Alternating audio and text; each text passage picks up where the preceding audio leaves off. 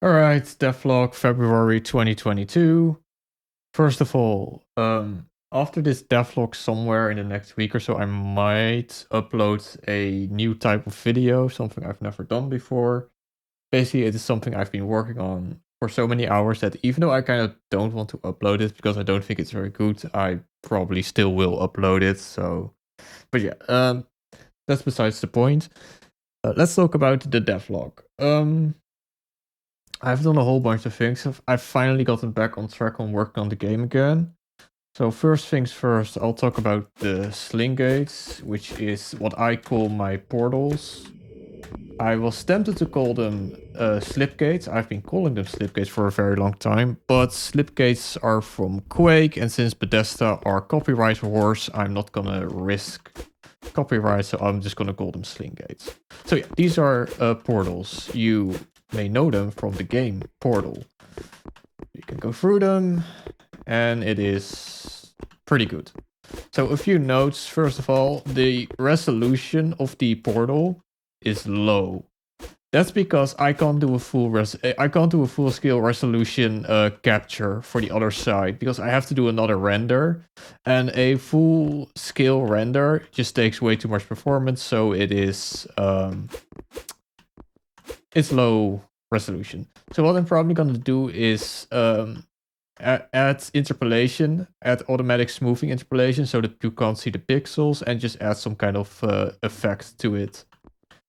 And that will look good. Unfortunately, Unreal doesn't come out of the box with a blur shader, which is really dumb. That should be... So I have to make my own blur shader, but whatever.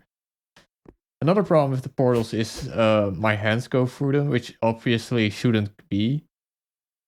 My hands should be rendered in front, so yeah.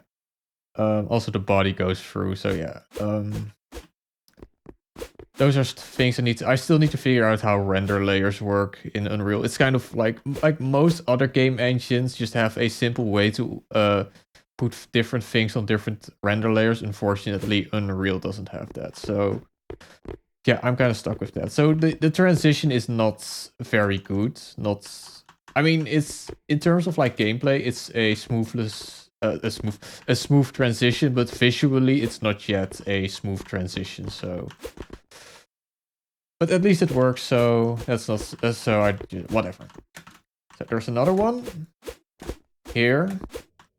So those will be like the human gates, and these will be like the creature gates. Almost looks like a Minecraft portal. So that one's there. So there are a few limitations. I can't put two portals close to each other. Basically, the way it works, it calculates the closest gate, and that's the gate. Basically, I can only make one render. I can only make one additional render, so I can't have a gate visible in another gate. So those are just limitations. But yeah, otherwise it works very well. So yeah. One major thing I need to do with these gates is allow enemies to use them. And that's gonna be difficult. Honestly, making these gates was not very difficult. The gameplay part, I was actually able to completely figure out on my own how it works. Only with the visual stuff, I had to consult a tutorial. But the actual like gameplay part, I was able to figure out myself. It's still not perfect because it doesn't take speed into consideration correctly. So if I go into a portal that I have down here, it doesn't send me the correct... It sends me down instead of up. So that portal is aimed up, so I should come out like this, but I actually came out like this. So yeah, that's something I still need to fix. But those are the portals. They work very well.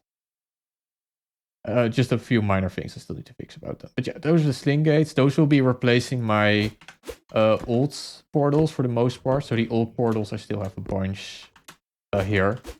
So these are the old portals, and these are all going to be replaced, at least if I can, if they are far enough apart. Like, obviously, if they're too close to each other, I can't replace them with a sling gate because they're too close to each other. So yeah. My Audio output is very low. I may have to boost it in post. Okay. What's next? Level connections. Okay, yeah, my levels have been connected with each other.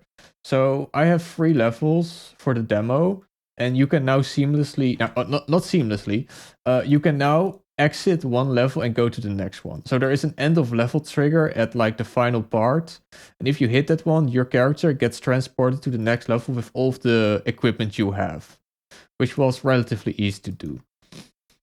So technically speaking, you can now go through all 3 levels, which means I'm almost in alpha state. Alpha state means that the game is playable from beginning to end. I'm basically 99% there. There is just one more thing I need to do in the final level, which is going to be a bit of a surprise, and it's going to be something I'm going to be working on next month.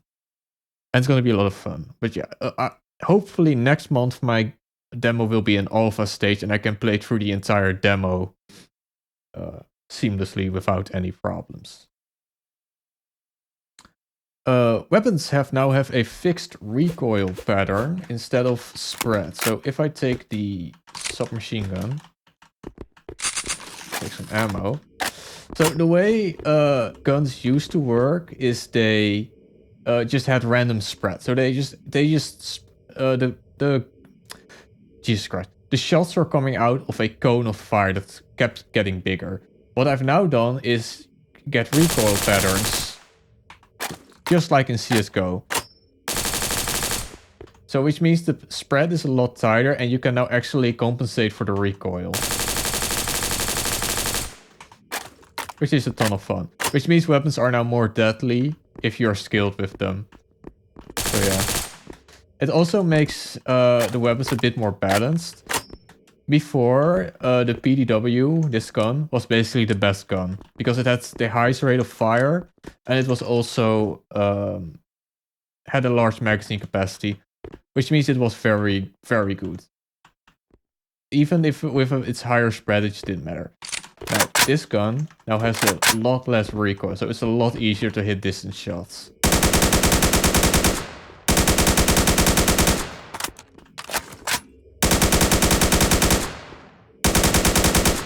So yeah. So I've also fixed some of the other weapons. So the hunter shotgun was half finished, and that one's now also finished.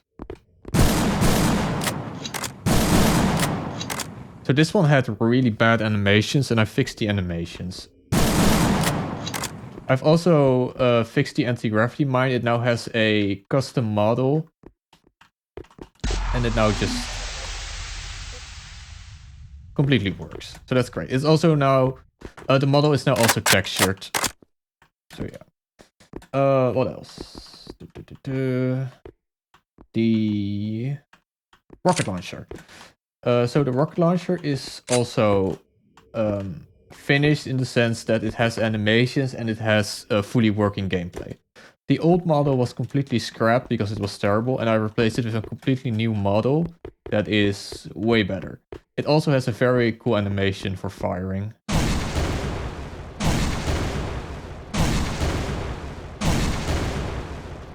Now I have removed the old...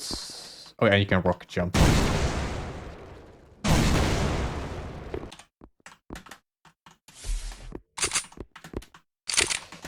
Now I have removed the old, what is it? The old tracking, the secondary fire. So the secondary fire of the rocket launcher was a tracking so you could steer your rockets, but honestly that didn't work very well, and it's just not worth it because it takes too much time to like track a enemy. So, and honestly it's a rocket launcher. I like to keep the rocket launcher simple. So I'm probably just gonna have I'm probably just not gonna have a secondary fire for the rocket launcher unless I can come up with something very interesting and unique. But homing missiles is just boring, and it's just boring. It's dull. I never really liked homing missiles. I think it's just, again, dull. Yeah. I honestly don't know why I even bothered putting it in the first iteration of the rocket launcher, but whatever. I end up getting rid of it. I find it a lot better now, so yeah. Now, with the rocket launcher finished, in the sense that it's has a model, it has animations, and it has functional gameplay. It still has no textures, but whatever. Now that the rocket launcher is finished, all of the guns are finished, with the exception of one little problem, and that's the plasma rifle, which doesn't have proper. So the singularity grenade should pull enemies towards the grenade, but it doesn't work. So that's something I need to fix. But if once that is fixed, all of my weapons are functional and ready for the demo. So yeah, that's the weapons. Physics object interaction.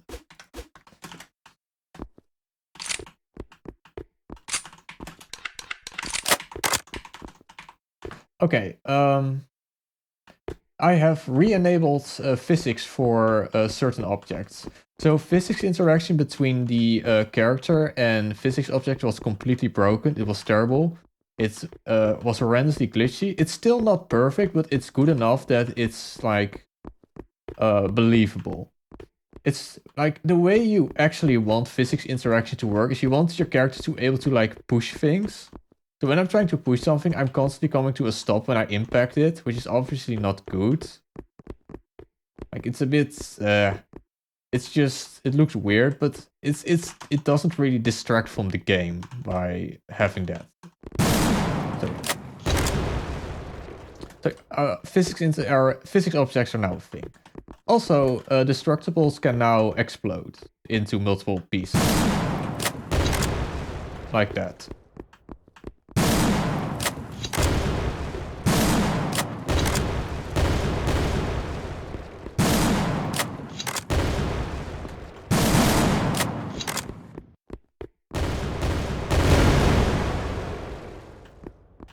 So yeah, very fun.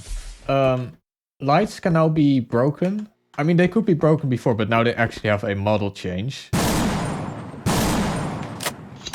I still need to make it so the lights, the lamp glass stops glowing, but yeah, that's a minor thing. That's really it when it comes to destructibles. That can be ignored. Further improvement to visuals, yeah, that's just something I'm always working on, so that's just not something I can go into detail with. Destructibles, talked about that. Fun stuff next week. Yeah, so I already talked about this. For E1M3 is for 99%. I just, at the very end, I just need to do a fun little thing. And I'm gonna be working on that for this month. I will never probably show it. That's just something you have to figure out yourself if you play the demo. PC woes. Okay. That goes together with faster compile time. So there are a bunch of things I need to talk about.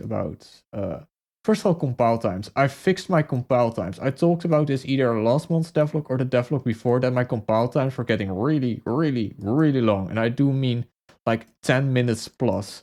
It was literally fast for me to just exit the editor and rebuild the game from scratch than it was to sit through the entire compile time. I actually finally figured out why it was.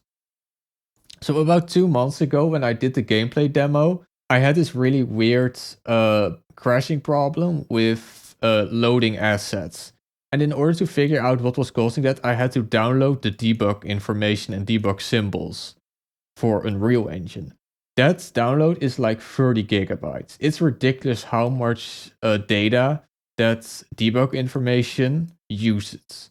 So I've now also figured out that that debug information is still running even in the editor, and it ate up all of the random access memory. My RAM was completely full, and that's something I finally discovered. So basically, the reason why everything was so slow and so stuttery was simply because the debug information completely filled my RAM, and the RAM was just completely maxed out 100% of the time. So I have removed the debug information, which means I can't debug engine content. So if I go to my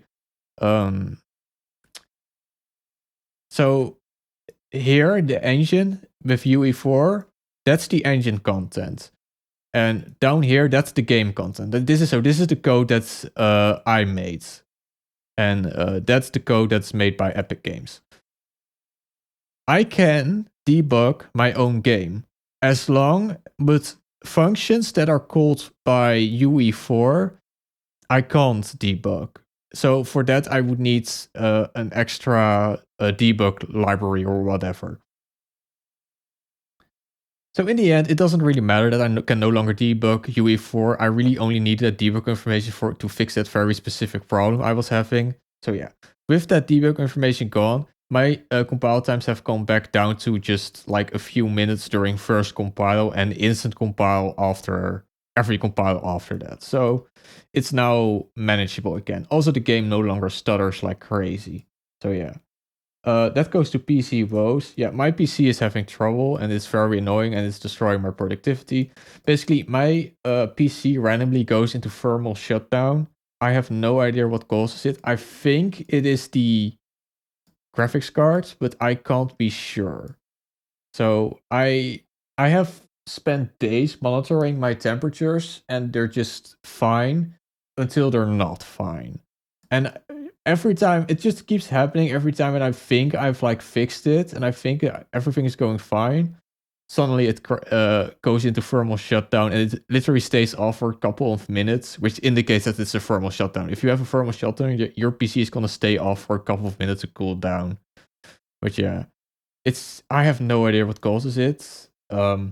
I completely cleaned my PC. I completely dust cleaned it, took it apart, completely dust cleaned it, which seemingly fixed it, but only for a little while. It like for 2-3 months I didn't have any problems with it, and now suddenly it came back. So I've done it again, and the first try I had, it immediately gave up again. So I have no idea what's going on. So what I've done is I've underclocked my GPU to 95%, and maybe that fixes it. But yeah.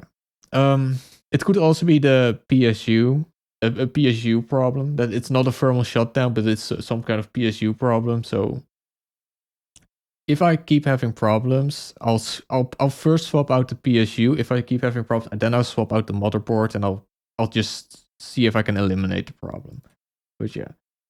That's kind of like destroying my productivity sometimes. I wanted to work the entire evening on on the game yesterday, but I had a very annoying shutdown and I just gave up for the day. So yeah. Oh yeah, and then the last part. So the last part I'm also doing is I'm doing a lot of testing, and what I've figured out is that the get world function. So the get world function I sometimes need in order to get world information. The problem is something I figured out is that if you call get world during a frame perfect situation when the level changes, get world doesn't return anything and the game crashes, which means that I need to find every single instance when I use get world and put a safety in it. So safety would be if not get world, and then just return from the function. That's basically something I need to add to all of my places where I used get world in order to prevent the get world crash. So yeah. Then there are also a bunch of other problems like crashes during a GPU emitter check, which is actually done by Unreal itself. That sometimes also crashes. Apparently that's a problem with the version of Unreal I have, so I should probably also upgrade Unreal. But that's pretty much it for this devlog. I think maybe I'm sure I forgot something major. But yeah, probably not. Whatever. So yeah, that's that, and probably next month. Definitely next month.